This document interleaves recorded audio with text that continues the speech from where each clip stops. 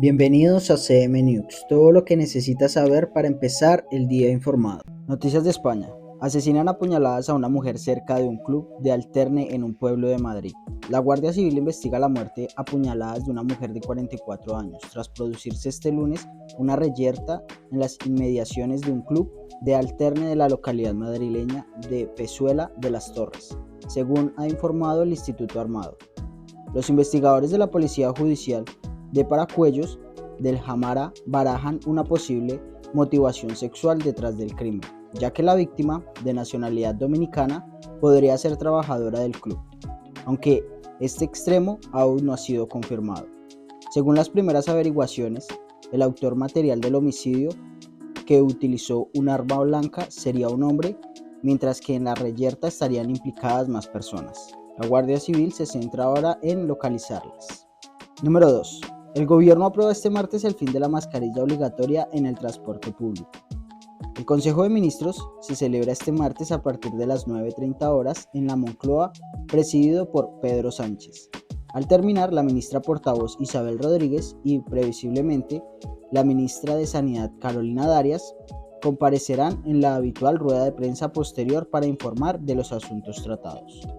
Entre los temas más destacados se encuentra la aprobación del fin de la obligatoriedad de llevar mascarilla en transportes y establecimientos sanitarios, como ópticas y ortopedias, aunque habrá que seguir usándola en centros sanitarios y sociosanitarios, en farmacias y en botiquines.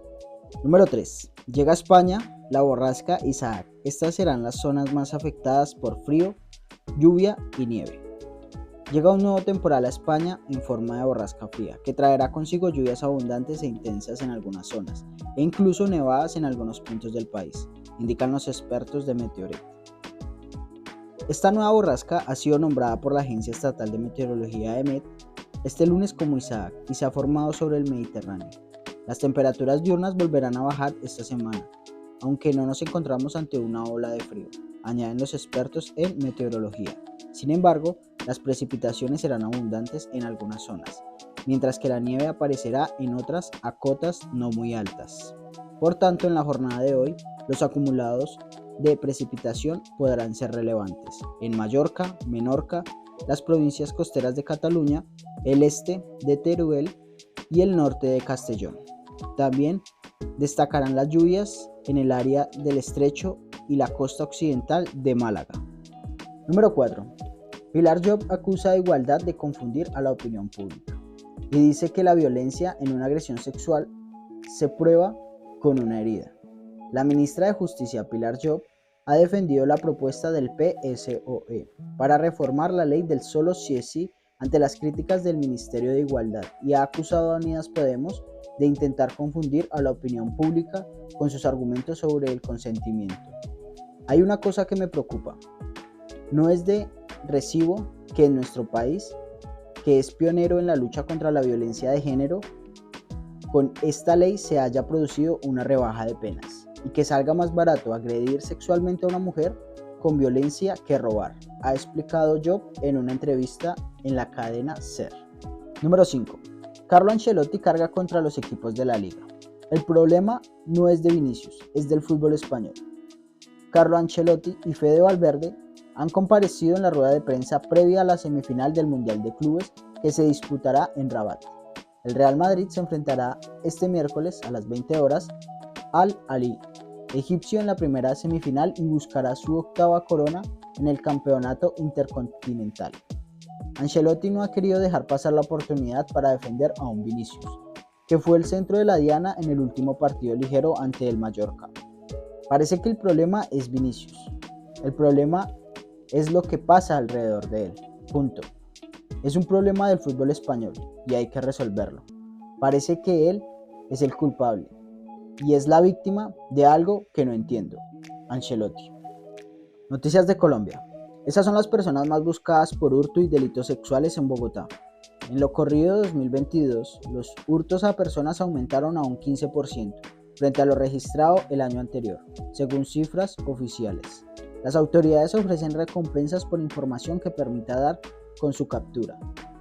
La policía de Bogotá publicó en la tarde de este lunes 6 de febrero los carteles de las personas más buscadas en la capital del país por delitos sexuales y por hurto, dos de los delitos de alto impacto que presentaron tendencias al alza en lo corrido de 2022.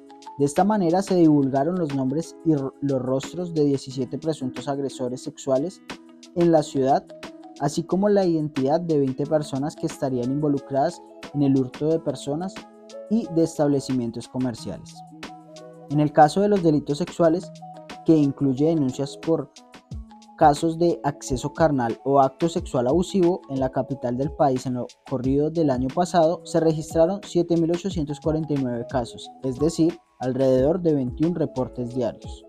Por su parte, las localidades con más casos reportados son Suba, 828, Kennedy, 735, Ciudad Bolívar, 796 y Bosa con 727, según cifras oficiales.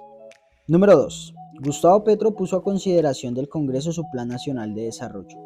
El documento, que será la carta de navegación del gobierno Petro para los próximos 4 años y contempla un presupuesto de 1.154 billones, fue entregado en un evento que se realizó entre la Casa de Nariño y el Congreso.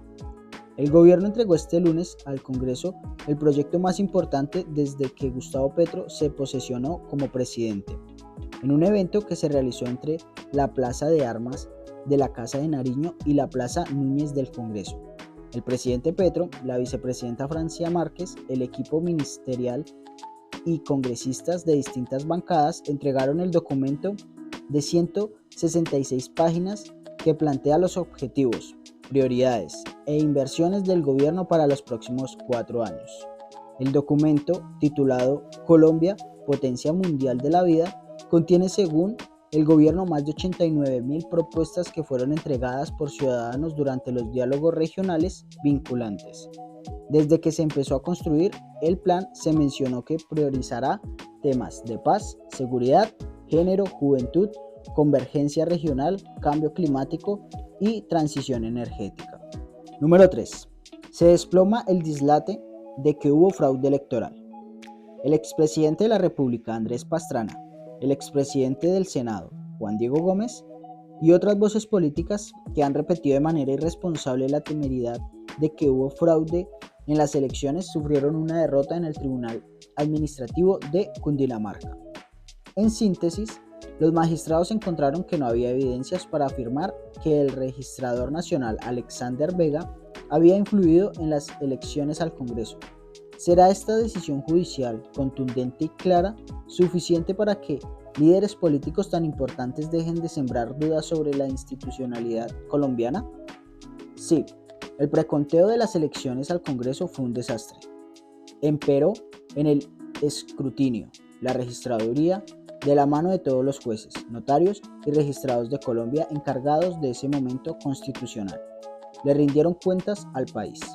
Después, en la elección presidencial, no hubo dudas sobre el resultado. Aún así, un sector de la derecha colombiana persiste en la idea de que hubo fraude electoral, al mismo estilo del discurso que fomentaron Donald Trump y Jair Bolsonaro en sus países. Se trata de un mensaje peligroso, pero además carente de evidencias. Número 4. Ahora sí, Sumapaz es oficialmente zona de reserva campesina, tras décadas de lucha. El gobierno nacional entregó formalmente a los campesinos del Sumapaz la zona de reserva campesina que cubre casi 23.000 hectáreas. En un acto histórico, el campesinado celebró el reconocimiento a su resistencia en el territorio.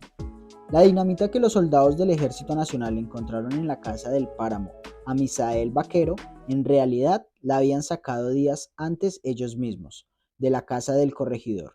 Eran los explosivos que por esos días usaban para estallar la roca que no podía tumbar el bulldozer, con el que estaban haciendo la vía para el caserío de San Juan en el páramo de Sumapaz. Los militares allanaron la vivienda de don Misael, lo sacaron a él y a toda su familia, y le dijeron que habían encontrado esos explosivos en su casa y que eso era de la guerrilla.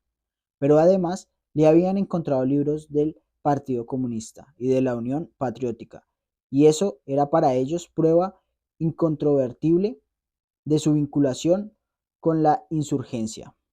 Número 5. Tras el triunfo de Colombia, así va la tabla del hexagonal final suramericano.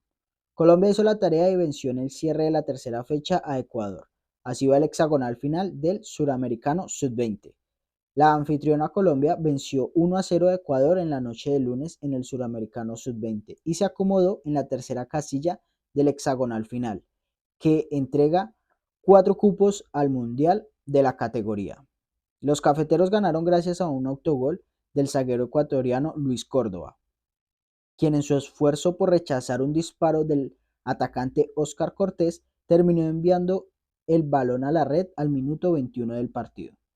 A pesar de la victoria, los locales lucieron nerviosos durante todo el encuentro y las 33.000 personas que colmaron el estadio El Campín en Bogotá sufrieron en el complemento ante el asedio de Ecuador, que tuvo más el balón y forzó una atajada del golero colombiano Luis Martínez. Eso es todo de noticias. Recuerda suscribirte a nuestro canal de YouTube para estar siempre informado. Hasta la próxima.